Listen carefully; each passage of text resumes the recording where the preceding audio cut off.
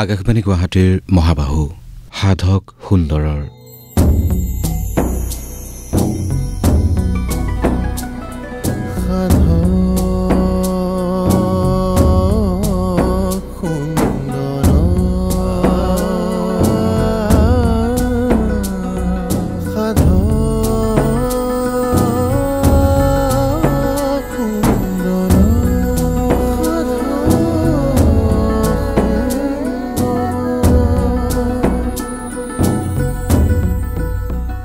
নমস্কাৰ কৃপাৰ সাগৰ দৈৱ কি নন্দন পুৰী মনৰ কাম ভকতৰ সংগ সদায় নুগুচক মুখেতো আগুণনা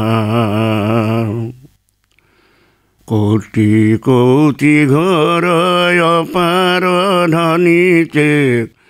কৰোঁ আমি দুৰাশয় হে হৰি মোক দাসহে নমানি ক্ষমিয়ক কৃপাময়। শ্ৰোতাসকল, এইমাত্ৰ আপোনালোকে যি কণ্ঠস্বৰ শুনিলে বহুতৰে সেয়া চিনাকি কণ্ঠস্বৰ। তেখেত এতিয়া ৪ বছৰীয়া, সকলোৰে শ্ৰদ্ধাৰ এগৰাকী শিল্পী। নামটো ক'লেই হয়তো যিসকলে কণ্ঠস্বৰ শুনি এই মুহূৰ্তত অলপ ভাবি আছে হ'বও পাৰে নহ'বও পাৰে, তেখেতসকলে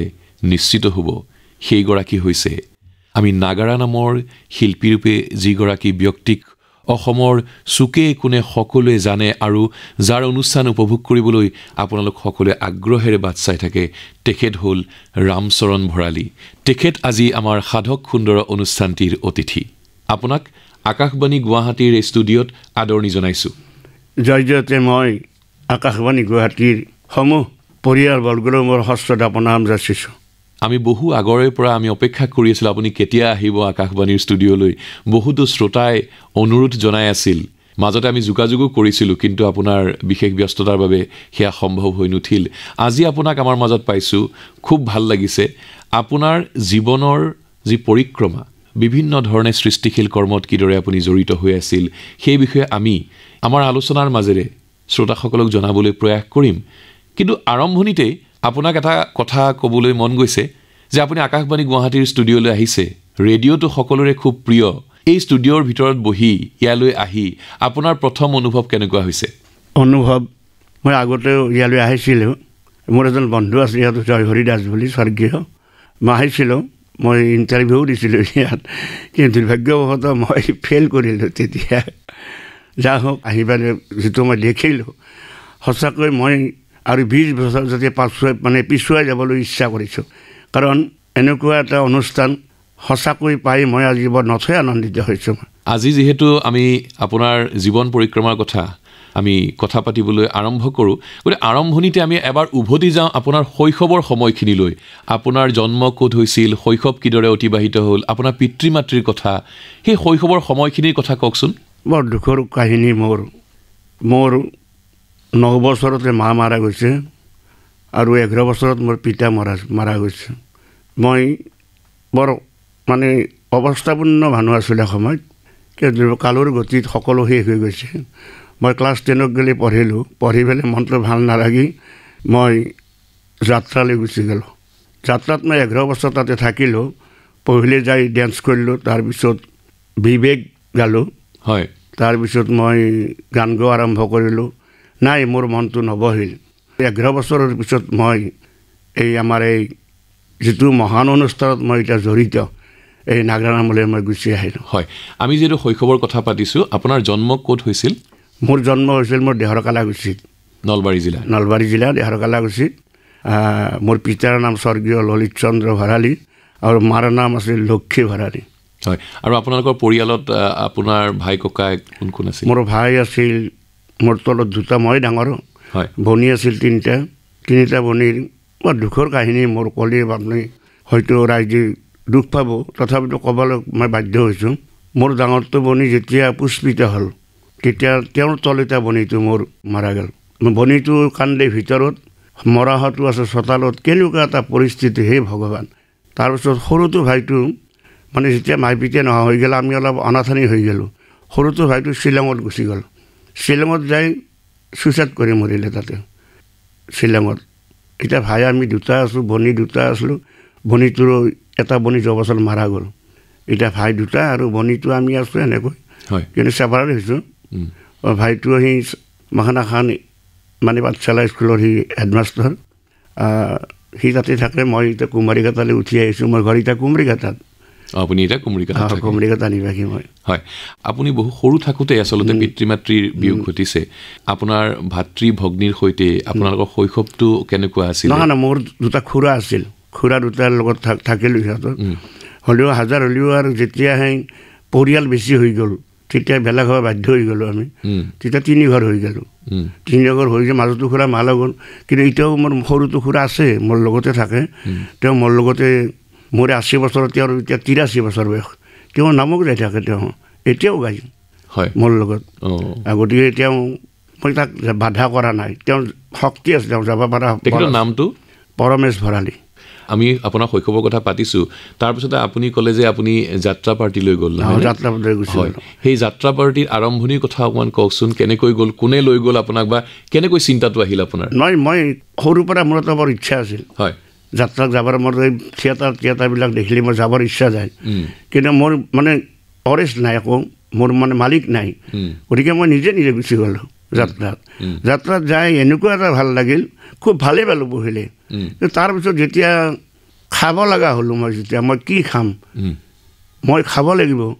সেই খাব লগা কথাখিনিত মোৰ অলপ মনটো অলপ মানে সেমেকি আহিলে তাৰপিছত মই আহোঁ যে আমাৰ গাঁৱত এই নাম শিকি আছে তেতিয়া মই নামত ক'লোঁ যিহেতু নাম ইহঁতৰ নাম আকৌ মুদ্ৰা নাই ভাৱ নাই এনেই নাম কিয় চাব মানুহে গতিকে মই ইতিমধ্যে 11 বছৰ মই ডেন্সো কৰিলোঁ মই এক্টিঙো কৰিলোঁ থিয়েটাৰত তাৰপিছত মই বোলো এনেকৈ যেতিয়া মুদ্ৰাবিলাক দিয়া হ'ব তেতিয়া নিশ্চয় মানুহে ভাল পাব গতিকে মই নাগৰা নামত সোমাই গ'লোঁ সোমাই যাই এনেকুৱা এটা ভাল লাগিল নাগৰা কিন্তু নাগৰা নামটো আৰু সদায় নাহে তেতিয়া সদায় নাহে আৰু কিন্তু আমাক সদায় লাগে নাম সেনেকুৱা এটা মানে নতুনৰ কথাটো যেতিয়া সদায় লাগে নাম সদায়তো নাম নাহে আৰু তেতিয়া আৰু একবাৰ মাজে মাজে আৰু থিয়েটাৰত যাবৰ ইচ্ছা যায় এনেকৈ যাই লাষ্টত এই নামত সোমাই যায় আৰু আমাৰ সাতদলা নিবাসী কুশল মালক স্বৰ্গীয় তেখেতক নি মই নাম অলপ শিকিলোঁ কাৰণ গুৰু এজন লাগেই গুৰু নহ'লে নহয় সেই গুৰুজনৰ লগত তেওঁ শিকাই সঁচাকৈ তেওঁ মানে প্ৰকৃত শিল্পী আছিল কুশল মালকৰ তেওঁৰ দ্বাৰা নাম শিকি তেওঁ আজি মানে ভাত মুঠা তেওঁ দি যোৱাৰ দৰে হৈছে আৰু সেনেকৈ চলি থাকিলোঁ আৰু আপুনি যেতিয়া যাত্ৰা পাৰ্টিলৈ গ'ল আপুনি বিবেক গাইছিলে নহয়নে বিবেক গোৱাটো কি সেই বিষয়ে আমাৰ শ্ৰোতাসকলক কওকচোন আগৰ সকলে জানে এতিয়াৰ প্ৰজন্ম হয়তো নাজানিব গতিকে সেই বিষয়ে অকণমান কৈ দিয়কচোন বিবেকটো আচলতে কেনেকুৱা যে অত্যাচাৰী ৰজাৰ মানে অত্যাচাৰত প্ৰজাবিলাক থাকিব নোৱাৰে তেতিয়া এটা বিবেক মানে সূত্ৰধাৰৰ নিচিনা এটা মানে ছিষ্টেম আহে যেনে অ' হেৰা ধন কুবেৰ কলৈ গ'ল তোৰ এই টকা অ' হেৰা ধন কুবেৰ কলৈ গ'ল তোৰ এই টকা দেশৰ মাজত তোৰ দৰে পাপী আৰু কোনো নাই জম আহিছে তোৰ ফালে হ'ব তোৰ এইবাৰ দফা ৰফা অ' হেৰা ধন কুবেৰ কলৈ গ'ল তোৰ এই টকা এনেকুৱা ধৰণৰ এটা মানে এটা ইংগিত দি যায় হয় সেইটো বিবেক নহয় জানে আপুনি যেতিয়া যাত্ৰা পাৰ্টিত গৈছিলে তেতিয়া সেই সময়ৰ শিল্পীসকলক লগ পাইছোঁ হয় সেই সময়ৰ কথা অলপ কওকচোন সেই শিল্পীবিলাক মানে সঁচা শিল্পী সেইবিলাক শিল্পী সঁচা শিল্পী আছিল কষ্ট আছিল কিন্তু মই লগ পাইছোঁ একদম মহানন্দ শৰ্মা ভৱেন বৰুৱা মোৰ পাৰ্টনাৰ আছিল নাট্যকাৰ ভৱেন বৰুৱা বৰ পাৰ্টনাৰ আছিল মোৰ তাৰপিছত ধৰণী বৰ্মন হয় কথাক মই লগ পাইছোঁ ধুনীয়াকৈ মানে যেতিয়া মই এৰিলোঁ আৰু তেখেতসকলে এতিয়া লিংকটো ছিঙি গ'ল আস্তে ভাল শিল্পী মই লগ পাইছোঁ ধুনীয়া ডেন্স মাষ্টৰ যতীন গোস্বামী ছাৰক লগ পাইছিলোঁ তেওঁ এতিয়াতো মানে বয়সো হ'ল তেখেতক লগ পাইছোঁ ভাল ডেন্স ৰমণী হাজৰিকা লগ পাইছিলোঁ মই পাছত আমাৰ সিদ্ধি আছিল সিদ্ধি দাসো ভাল ডেন্সাৰ আছিল তাণ্ডৱ খুব নাচিছিল আৰু উৎসৱো খুব ধুনীয়া নাচিছিল উৎসৱ কলিতা সুন্দৰ নাচিছিল উৎসৱ কলিতা এদিন মই আছিলোঁ 2 বছৰ উৎসৱ কলিতা তেওঁ একবাৰ মনত থকা এটা এক্টিং মোৰ মনত পৰে তেওঁ জয়দেৱৰ মাতৃহৰণত তেওঁৰ জয়দেৱ হৈছিল তেওঁৰ যিটো পকা লগা যিটো এক্টিং তাৰমানে ভাতত ভৰি যেতিয়া পকা লাগে তেওঁৰ মহান শিল্পী আছিল আৰু চলটো বৰ ঠৌগা আছিল তেতিয়া উৎসৱ কলিতা বিৰাট ঠৌগা আছিল আপোনালোকে যে অভিনয় কৰিছিল সংলাপ কিবা মনত আছেনে আছে অলপ শুনাওকচোন যি মনত আছে ডাইলগ আছিল এখন ছয়তানৰ স্বৰ বুলি নাটক এখন আছিল মই যদিও এক্টিং কৰা নাই মই প্ৰম কৰিছিলোঁ কিছুমান মাজে মাজে কোনে কয় মোক বাখৰ ঢুলীয়া বুলি কোন কাহিনীতে মোৰ দেউতাই ঢোল বজাইছিল সেই গতিকে আজি মোক কয় বাখৰ ঢুলীয়া এনেধৰণৰ এটা ডাইলগ আছে ধুনীয়া মনত নাই সেনেকৈ আহিছে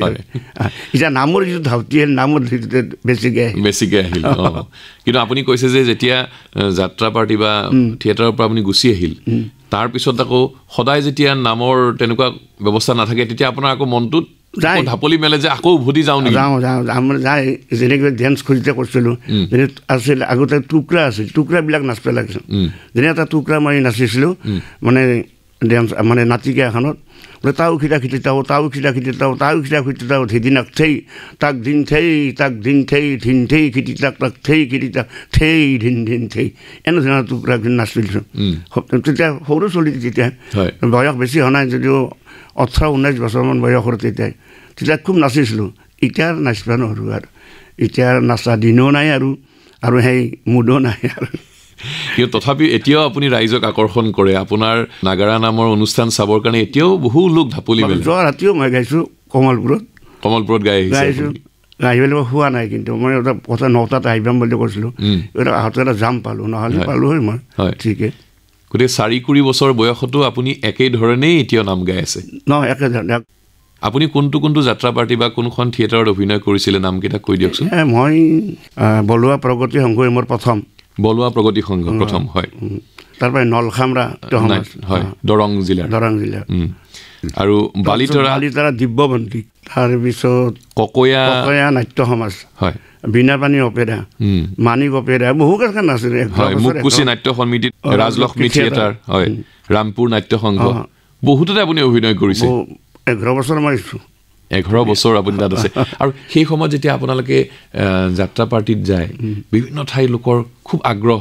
এতিয়াও থিয়েটাৰ চাবলৈ যিদৰে আগ্ৰহ সেই প্ৰথমে যে যাত্ৰা পাৰ্টিৰ অভিনয় চাবৰ কাৰণে লোক আহিছিল তেতিয়া ধৰি লওক আপুনি তাত নৃত্যতে ভাগ ল'লে বা আপুনি গান গালে তাৰপিছত যেতিয়া ৰাইজে আহি আপোনাক লগ কৰি পেলাই কয় যে খুব ভাল লাগিছে সেই তেনেকুৱা কিবা ভাল লগা মুহূৰ্তৰ কথা মনত পৰিছে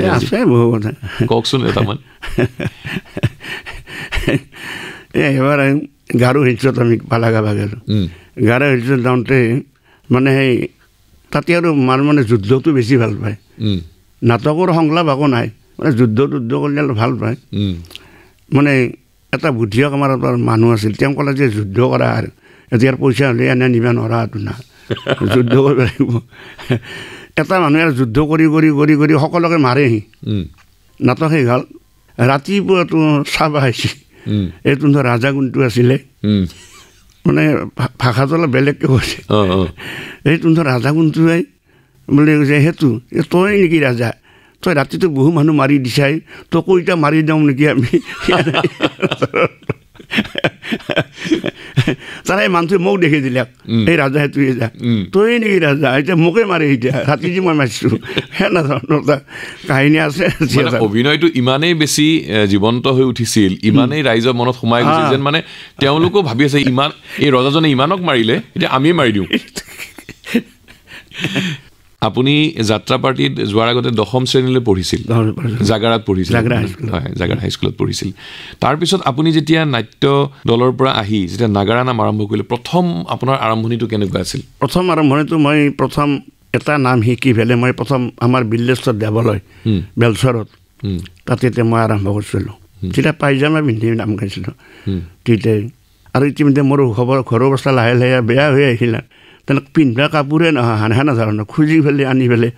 সেনেকৈ নাম গাইছিলোঁ বেলচৰ দেৱালয়ত এটা নাম গালোঁ তেতিয়া ৰাইজে খুব ভাল পালে সেই নামটোত সেই বেলচৰ দেৱালয় মানে সদায় আহিবৰ কৃপা আজিকালি সেই সদায় আহিবি কৃপা কৰিয়ে আছে আৰু সেই বেলচৰ দেৱালয়ত প্ৰথম গাইছোঁ মই কিন্তু অলপমান গাই শুনাব নেকি প্ৰথম নামটো হয় প্ৰথম নামটো আছিল দক্ষৰ যজ্ঞ বুলি দক্ষৰ যজ্ঞ নামটো ভাঙনি সেনেকৈ মনত নাই বহুদিনীয়া কথাটো আজি মানে 58 বছৰ হ'ল নামটো গাবা এই 58 বছৰতে ভাঙনিটো আছিল এনে ধৰণৰ ও মায়া পাতিল ৰে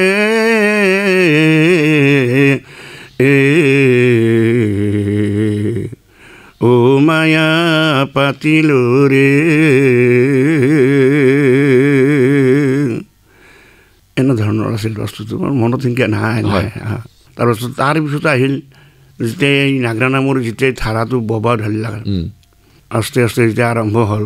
তাৰপিছত আমি প্ৰথম গালোঁ আমি যিটো নামৰ সুৰ গালোঁ পঢ়িলে খুব আগৰ যিটো নামৰ সুৰ বৰ সুন্দৰ সুৰ আছিল আগৰ সুৰবিলাক ও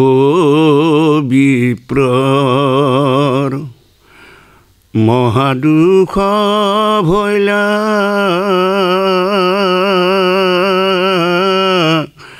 হা পুত্ৰ পুত্ৰ বুলি কান্দিবে লাগিলা ও বিপ্ৰৰ মহাদুখ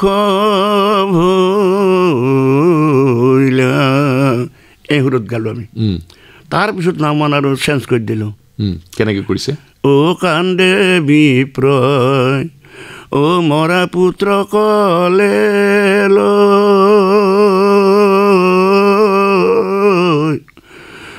ও হে কৃষ্ণৰ ওচৰে থৈ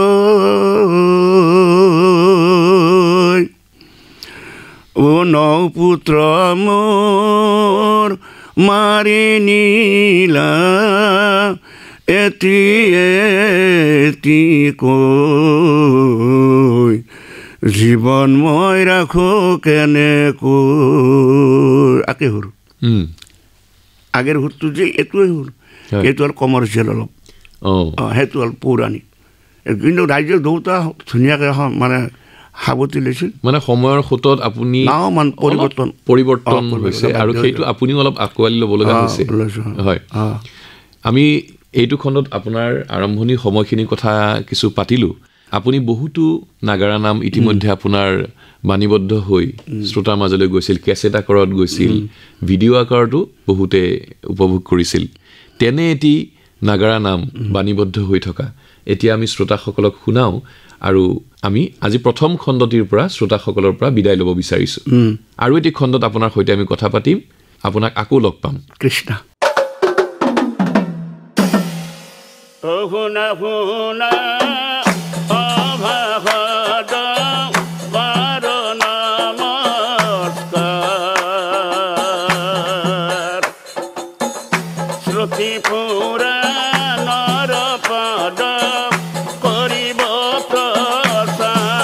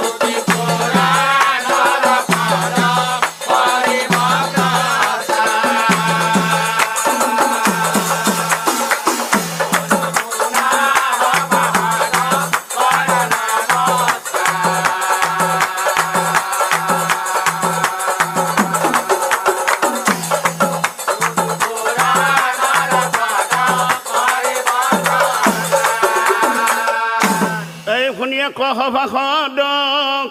আমি কৰো নমস্কাৰ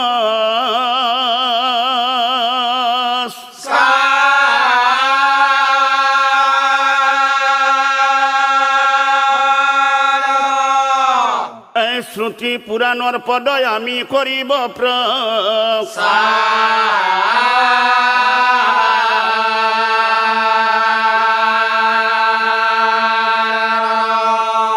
এই একদিনা কৃষ্ণই অৰ্জুন বহি নিৰ্যাত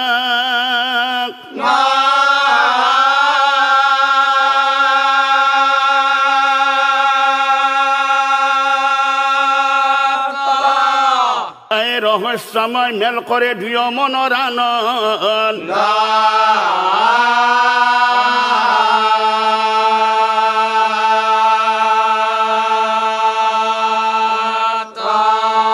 এই অৰ্জুনে বলন্ত প্ৰভু শুনা দয়া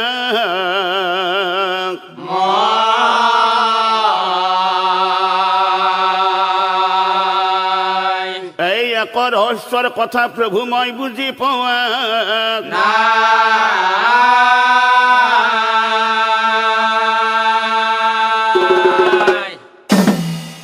কি কথা জানে প্ৰভু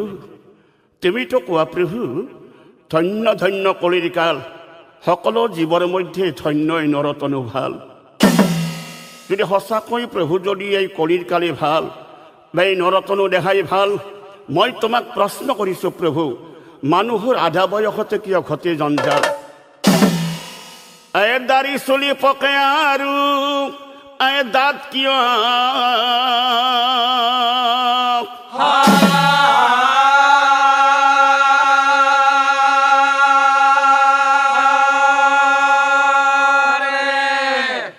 কাণেৰে কম শুনে কম দেখে চব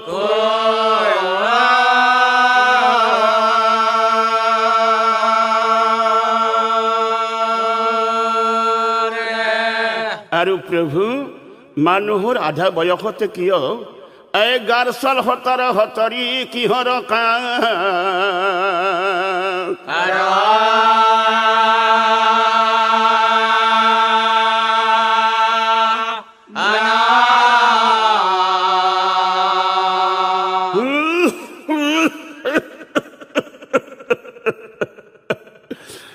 নানা বেমাৰ পাতি হয় মানুহৰ কালম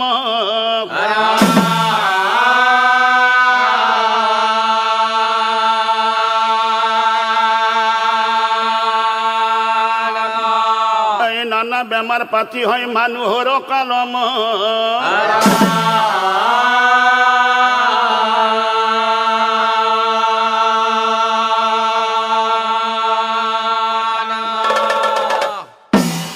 কথা শুনি শ্ৰীকৃষ্ণৰ হাঁহি উঠি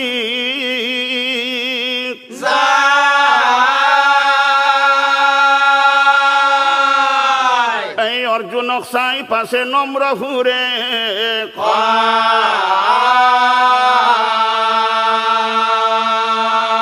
এই অৰ্জুনক চাই পাছে নম্ৰ সুৰে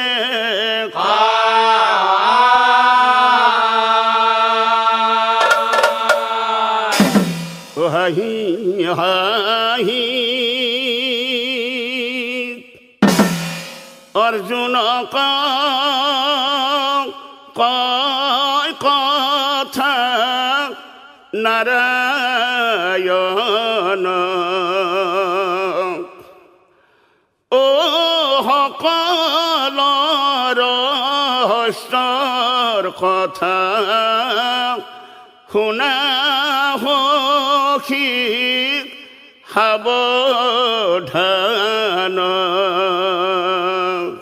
হাঁহি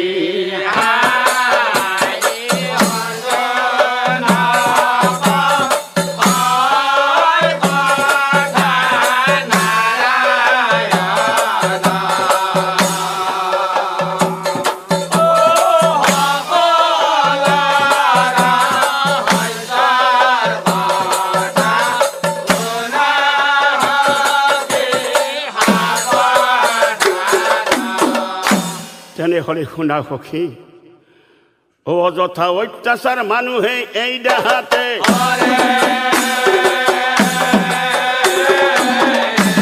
যাৰ ফলত সোনকালে যায় যমৰ ঘৰে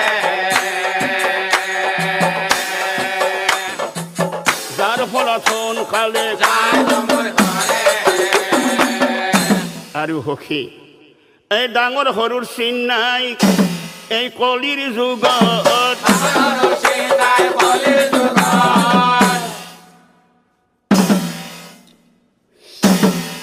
মদ ভাং খাই মানুহ মৰে নিজে খাব পাৰিলে আনৰ চিন্তা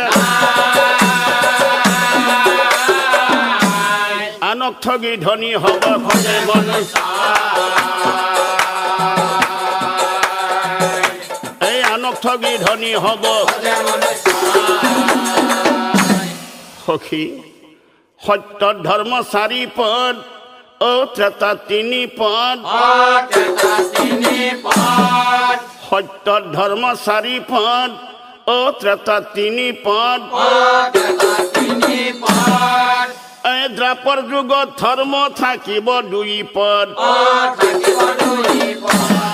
এই দ্ৰাপৰ যুগত ধৰ্ম থাকিব 2 পদ কলিৰ আৰম্ভণিত ধৰ্ম 1 পদ থাকিব কলিৰ আৰম্ভণিত ধৰ্ম 1 পদ থাকিব এই কলিৰ শেষত ধৰ্ম সখী মুঠেই নাথাকিব এই কলিৰ শেষত ধৰ্ম সখী মুঠেই নাথাকিব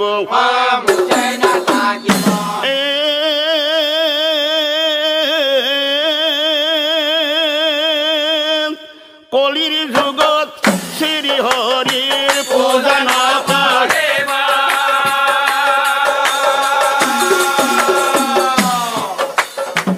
হৰিৰ নাম কীৰ্তন হ'ব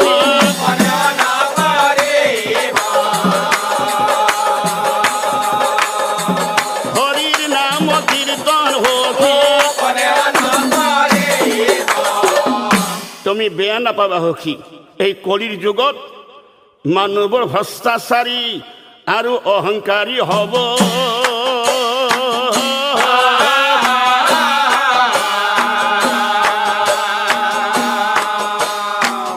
কলিৰ যুগৰ স্ত্ৰী পুৰুষৰ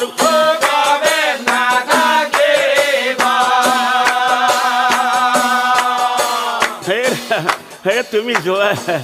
এই ঘৰত যিখিনি কাম আছে ময়ে কৰিম যোৱা ও বেছিভাগ পুৰুষে নাৰীৰ বগ হ'ব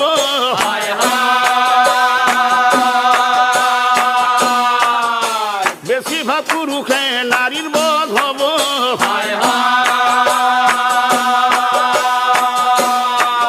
প্ৰতি ঘৰত পুংচালী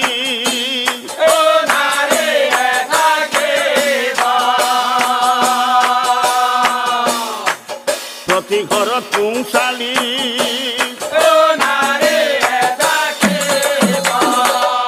আৰু সখী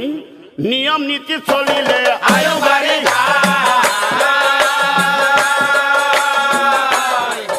এই চিন্তা নকৰি কৰা কামত